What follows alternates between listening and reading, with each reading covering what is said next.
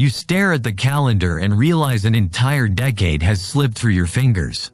Maybe you are looking at an old photograph, tracing the lines around your eyes in the mirror, and feeling that sudden, heavy drop in your stomach. The relationship that went absolutely nowhere, draining your emotional reserves day by day. The career path that suddenly dead-ended, leaving you with a box of office supplies and a resume full of irrelevant experience. The invisible, grinding illness that stole your vitality while everyone else was out living their lives. You look at the gray ashes of that time and think it is simply gone forever. We are conditioned to accept that time only moves in one single, unforgiving direction. The ticking clock sounds like a gavel banging in a courtroom, rendering a final verdict on your wasted potential. We believe that what the locusts ate is gone for good. But the creator of time doesn't operate by our earthly clocks. He is not bound by the ticking hands on your living room wall. Deep in the barren, dusty outskirts of Gilead sat a town called Lo-Debar. The name literally translates to a place of no pasture, a place of no word, or simply, nothing. It was a wasteland for the forgotten, a dry, cracked landscape where dreams went to die. And hiding in its shadows was a man named Mephibosheth. As the grandson of King Saul, he was born to inherit sprawling palaces, lush royal gardens, and limitless earthly power. He was meant to walk on marble floors and wear the finest woven linen. But when he was just 5 years old, terrifying news of his father's and grandfather's tragic deaths on the blood-soaked slopes of Mount Gilboa reached the palace. Imagine the absolute chaos of that day. The frantic screams echoing down the stone corridors, the violent clashing of armor, the sheer panic of fleeing the incoming regime. In the frantic rush to escape, his nurse picked him up, lost her footing, and dropped him. His fragile spine shattered against the hard stone floor. His legs were permanently paralyzed. The years that followed were completely stolen by fear, severe disability, and extreme poverty. In the ancient world, there were no accommodations for the disabled. He spent his youth and young adulthood staring at the dirt of Lo-Debar, dragging his useless legs through the dust, convinced his life was a completely wasted mistake. He was living as a crippled outcast in a desolate, sun-scorched wasteland while someone else sat on the throne that once belonged to his family. The locusts of tragedy, sudden accidents, and political upheaval had eaten everything. His absolute best years were gone, swallowed up by a cruel twist of fate that he didn't even cause. Perhaps you are standing exactly where Mephibosheth stood. You are looking at the circumstances that dropped you, the betrayals that shattered your foundation, or the sudden accidents that paralyzed your progress. You might be sitting in your own modern-day version of Lo-Debar right now, looking at the barren soil of your 30s, your 40s, or your 60s, wondering why you had to lose so much time. You feel the deep, burning injustice of it all. But the story of Mephibosheth, and the story of your own life, doesn't end in the wasteland. There is a specific, breathtaking promise buried deep in the Old Testament that directly addresses the seasons of life we write off as total, unrecoverable losses.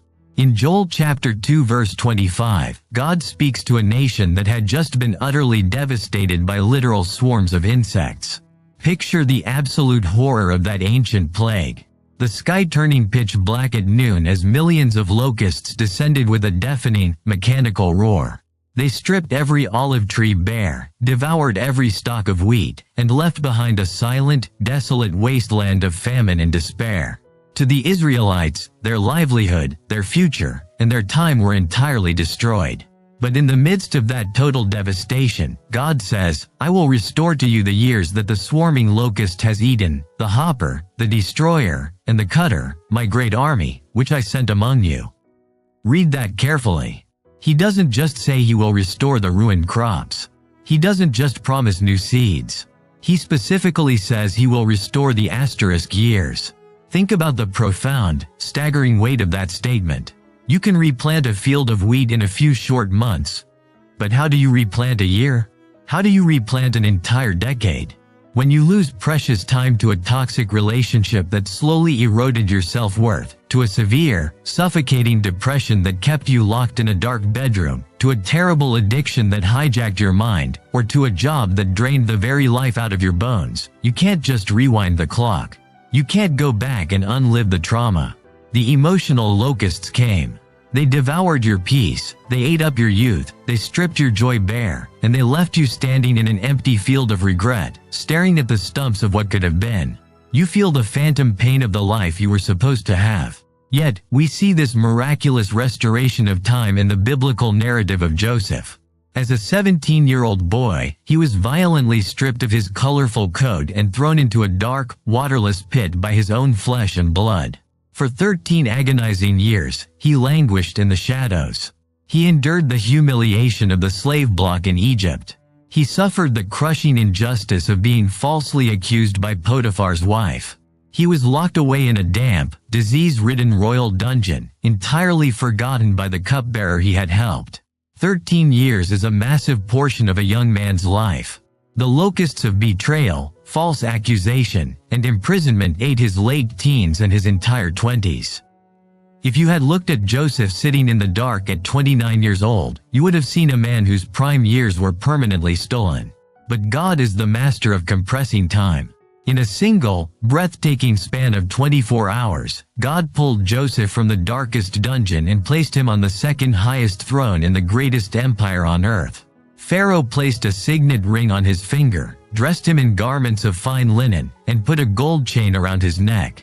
What the enemy meant to use to waste Joseph's life, God used to forge a savior for the entire known world.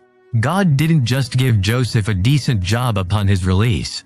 He gave him unprecedented authority, compressing decades of political ascension into a single morning.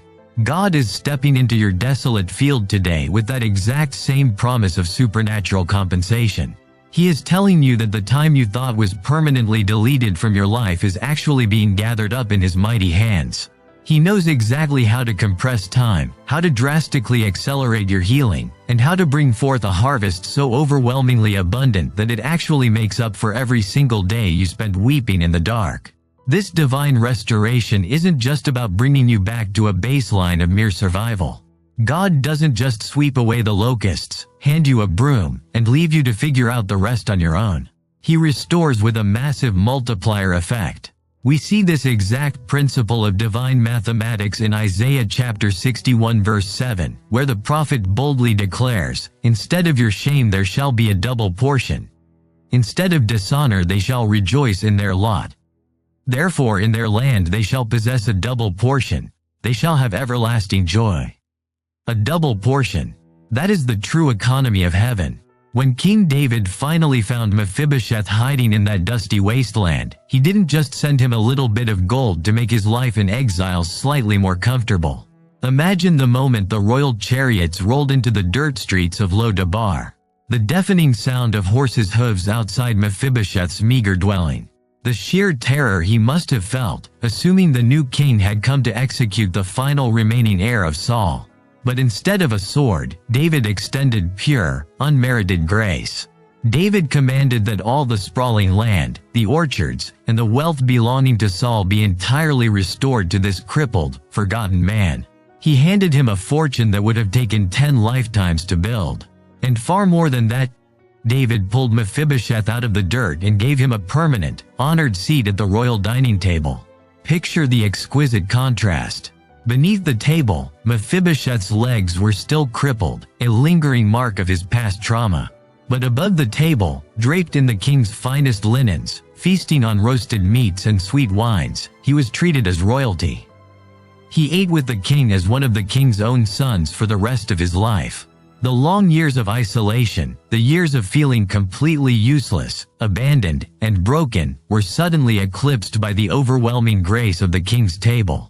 Perhaps you feel completely disqualified by the years you have lost. You look at your peers who seem to have navigated life perfectly. The ones who got married at the right time, bought the beautiful house with the manicured lawn, built the successful career without hitting any major roadblocks, and saved up a flawless retirement fund. You look at your own hands and see nothing but the fragments of a broken timeline. You feel the heavy, suffocating blanket of shame, believing you are too old, too broken, or too far behind to ever experience a victorious life. But you must stop measuring your future by the ticking of a broken earthly clock. The same God who commanded the locusts is the same God who commands your restoration. He is preparing a table for you in the presence of your lost years. He is orchestrating encounters, opening doors, and aligning blessings that will suddenly and violently propel you forward. Do not weep over the ashes of the past decade. Bring those ashes to the Creator. Watch as He exchanges your shame for a double portion, trading your heavy spirit for a garment of praise. Your years in the wasteland were not a waste. They were the very forge where your endurance was built. The locusts may have eaten the blossoms, but they could not touch the roots. Your root is hidden in Him, and your season of unprecedented, accelerated, double-portion harvest is just beginning.